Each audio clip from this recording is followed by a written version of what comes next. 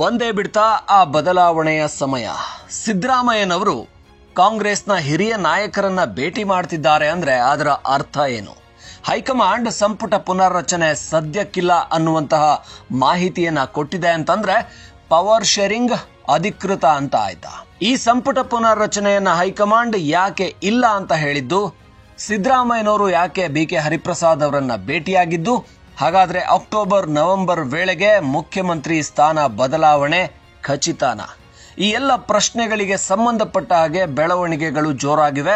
DK Shivakumar ಅವರು ನೀರಾವರಿ ಇಲಾಖೆಯಲ್ಲಿ ಎಂಜಿನಿಯರ್ಗಳ ವರ್ಗಾವಣೆಯನ್ನ ನನ್ನ ಮಾಹಿತಿ ಇಲ್ಲದೆ ಮಾಡಬಾರದು ಅನ್ನುವಂತಹ ಒಂದು ಪತ್ರವನ್ನ ಮುಖ್ಯ ಕಾರ್ಯದರ್ಶಿಗಳಿಗೆ ಬರೆದಿದ್ದಾರೆ.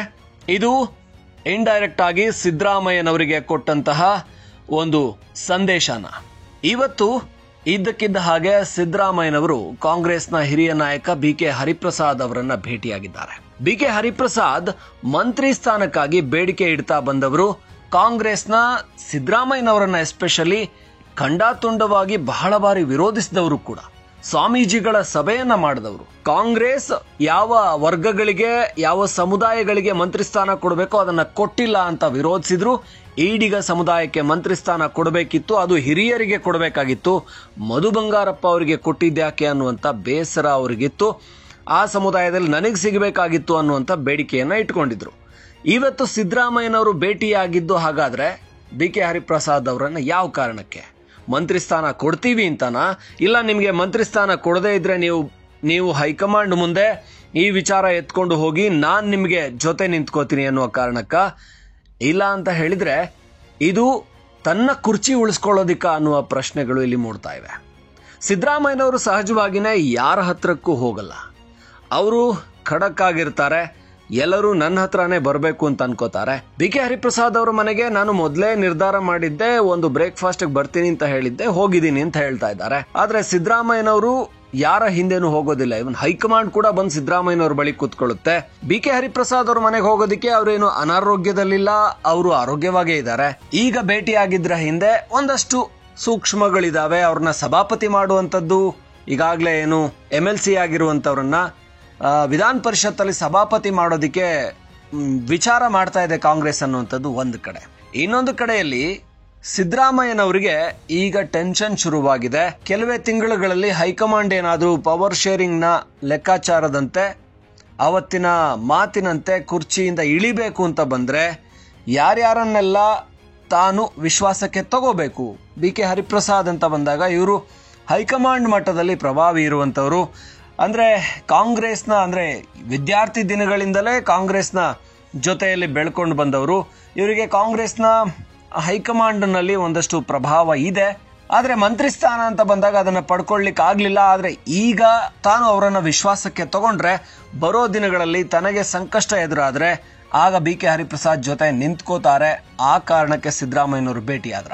ಇನ್ನೊಂದು ಕಡೆ DK ಶಿವಕುಮಾರ್ ಅವರು ನೀರಾವರಿ ಇಲಾಖೆಯಲ್ಲಿ ಎಂಜಿನಿಯರ್ಗಳ ವರ್ಗಾವಣೆ ವಿಚಾರದಲ್ಲಿ ನನಗೆ ಮಾಹಿತಿ ಇಲ್ಲದೆ ಯಾರನ್ನು ವರ್ಗಾವಣೆ ಮಾಡಬೇಡಿ. ನನ್ನ ಇಲಾಖೆಯಲ್ಲಿ ಎಲ್ಲ ಎಂಜಿನಿಯರ್ಗಳು ನೀರಾವರಿಗೆ ಎಂಜಿನಿಯರ್ಗಳು ಸಿಗ್ತಾ ಇಲ್ಲ, ಅವರು ಬೇರೆ ಬೇರೆ ಇಲಾಖೆಗಳಿಗೆ ಹೋಗ್ತಾ ಇದ್ದಾರೆ. ಹಾಗಾಗಿ ನನ್ನ ಮಾಹಿತಿಗೆ ಬರದೆ, ನನ್ನ ಅರಿವಿಗೆ ಬರದೇನೆ ನೀವು ವರ್ಗಾವಣೆ ಮಾಡೋ ಹಾಗಿಲ್ಲ ಅಂತ ಖಡಕ್ಕಾಗಿ ಮುಖ್ಯ ಕಾರ್ಯದರ್ಶಿ ಶಾಲಿನಿ ರಜನೀಶ್ ಅವರಿಗೆ ಪತ್ರ ಬರೆದಿದ್ದಾರೆ. ಅಂದ್ರೆ ಇಲ್ಲಿ CM ಕೈವಾಡ ಇತ್ತ. CM ಮುಖಾಂತರ ಈ ಒಂದು ಅಂದ್ರೆ ಸಹಜವಾಗಿನೇ ಸರ್ಕಾರದಲ್ಲಿ ಒಂದು ವರ್ಗಾವಣೆಗೆ ಅವಕಾಶ ಇದೆ, 6% ವರ್ಗಾವಣೆಗೆ ಅವಕಾಶ ಇರುತ್ತೆ.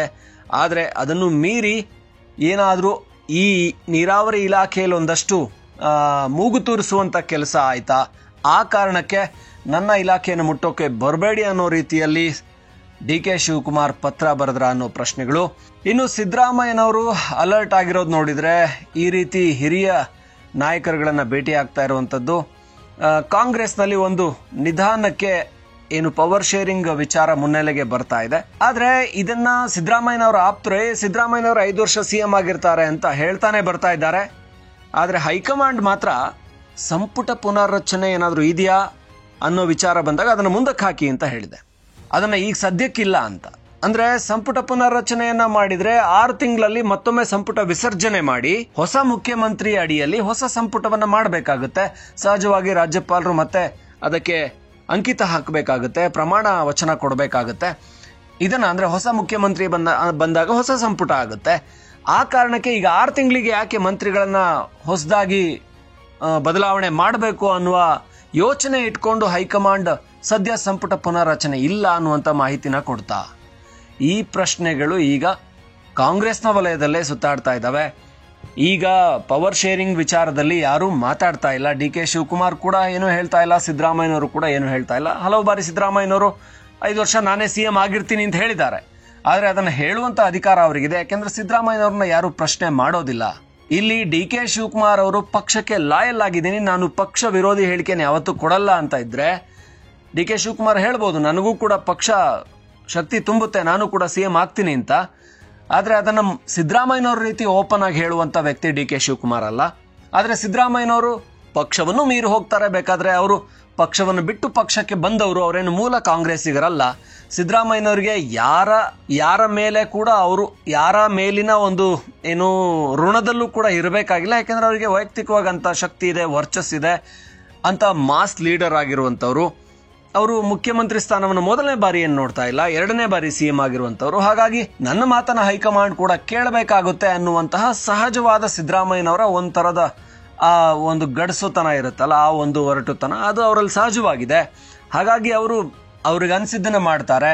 ಆದರೆ ಇಂತಹ ಒಂದು ಗಡಸುತನ, ಇಂತಹ ಒಂದು ಸಿದ್ದರಾಮಯ್ಯನವರು ಕಾಂಗ್ರೆಸ್ನ ಹಿರಿಯ ನಾಯಕರನ್ನ ಭೇಟಿ ಆಗ್ತಾ ಇದ್ದಾರೆ ಇದು ಅಂದ್ರೆ ತನ್ನನ್ನ ವಿರೋಧ ಮಾಡಿದ್ದಂತಹ BK ಹರಿಪ್ರಸಾದ್ ಅವ್ರನ್ನ ಭೇಟಿಯಾದ್ರು, ನೇರವಾಗಿ ಸಿದ್ದರಾಮಯ್ಯನವ್ರ ಬಗ್ಗೆ ತೀವ್ರ ವಿರೋಧದ ಹೇಳಿಕೆಯನ್ನು ಕೊಟ್ಟಂತವ್ರನ್ನ ಭೇಟಿಯಾದ್ರು ಅಂದ್ರೆ ಇದರ ಹಿಂದೆ ಏನೋ ಇದೆಯಲ್ವಾ ಅಂತ ಕಾಂಗ್ರೆಸ್ನ ಈ ಸ್ಥಳೀಯ ನಾಯಕರುಗಳು, ಕಾಂಗ್ರೆಸ್ನ ಕಾರ್ಯಕರ್ತರುಗಳು ತಲೆ ಕೆಡಿಸ್ಕೊಳ್ಳೋ ಹಾಗಾಗಿದೆ.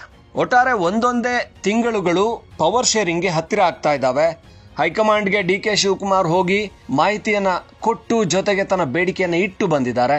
ನನ್ನನ್ನ ಅಕ್ಟೋಬರ್ ಅಂತ್ಯದ ವೇಳೆಗೆ CM ಮಾಡ್ತೀನಿ ಅಂತ ಹೇಳಿದ್ದೀರಾ, CM ಮಾಡಬೇಕು ಅನ್ನುವಂತ ಒಂದು ಬೇಡಿಕೆಯನ್ನು ಇಟ್ಟು ಬಂದಿದ್ದಾರೆ ಅಂತ ಹೇಳಿ ಕಾಂಗ್ರೆಸ್ನ ಆಂತರಿಕ ವಲಯದಲ್ಲಿ ಆ ಸುದ್ದಿ ಓಡಾಡಿದೆ.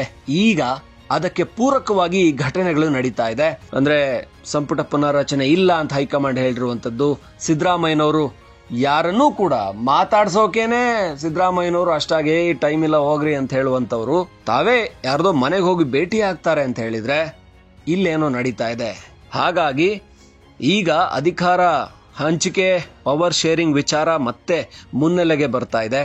ಇದರ ಜೊತೆಗೆ DK ಶಿವಕುಮಾರ್ ಫುಲ್ ಆಕ್ಟಿವ್ ಆಗಿ ಬೇರೆ ಕೆಲಸ ಮಾಡ್ತಾ ಇದ್ದಾರೆ. ತನ್ನ ಕಾರ್ಯವ್ಯಾಪ್ತಿಯಲ್ಲಿ ಯಾರೂ ಕೂಡ ಬರಬಾರ್ದು, ಯಾರು ಕೂಡ ಮೂಗು ತೂರಿಸಬಾರ್ದು ಅಂತ ಬೇರೆ ಖಡಕ್ ಆಗಿ ಸರ್ಕಾರದ ಮುಖ್ಯ ಕಾರ್ಯದರ್ಶಿಗೆ ಪತ್ರವನ್ನು ಬೇರೆ ಬರೆದಿದ್ದಾರೆ ಅಂತ ಹೇಳಿದ್ರೆ ಇಲ್ಲಿ ನಡೀತಾ ಇದೆ ಸಮಥಿಂಗ್ ತಿಕ್ಕಾಟ ಶುರುವಾಗಿದೆ. ಅದು ಎಲ್ಲರೂ ಕೂಡ ಈಗ ಗಮನ ಸೆಳೆಯುವ ಹಾಗೆ ಆಗ್ತಾ ಇರುವಂತದ್ದು. ಇದು ಬರುವ ದಿನಗಳಲ್ಲಿ ಇನ್ನಷ್ಟು ತಾರಕಕ್ಕೆ ಹೋಗಿ ಇಲ್ಲ ಅಂತ ಹೇಳಿದ್ರೆ ಮುಖ್ಯಮಂತ್ರಿ ಸ್ಥಾನ ಸಹಜವಾಗಿನೇ ಪವರ್ ಶೇರಿಂಗ್ ನಲ್ಲಿ DK ಶಿವಕುಮಾರ್ ಅವರಿಗೆ ಬಂದ್ರು ಬರ್ಬೋದು. ಯಾಕೆಂದ್ರೆ ಕೊಟ್ಟ ಟಾಸ್ಕ್ ಗಳನ್ನ ಯಶಸ್ವಿಯಾಗಿ ಪೂರೈಸ್ತಾ ಇದ್ದಾರೆ. DK ಶಿವಕುಮಾರ್ ಉಪಚುನಾವಣೆಗಳನ್ನ ಗೆದ್ಕೊಂಡ್ ಬಂದಿರುವಂತದ್ದಾಗಬಹುದು, ಅಥವಾ ಕಾಂಗ್ರೆಸ್ ಅನ್ನ ಎಲ್ಲ ಕಡೆಯಲ್ಲಿ ಕೂಡ ಲೀಡಲ್ಲಿ ಮೇಲೆ ತಗೊಂಡು ಹೋಗ್ತಾ ಇದ್ದಾರೆ. ಆ ಒಂದು ಪಕ್ಷಕ್ಕೆ ಇರುವಂತ ರಾಯಲ್ಟಿಯನ್ನ ಪಕ್ಷ DK ಶಿವಕುಮಾರ್ ಅವರಿಗೆ ಕೊಡಬಹುದು ಅಂತ ಕೂಡ ನಿರೀಕ್ಷೆ ಮಾಡಲಾಗ್ತಾ ಇದೆ.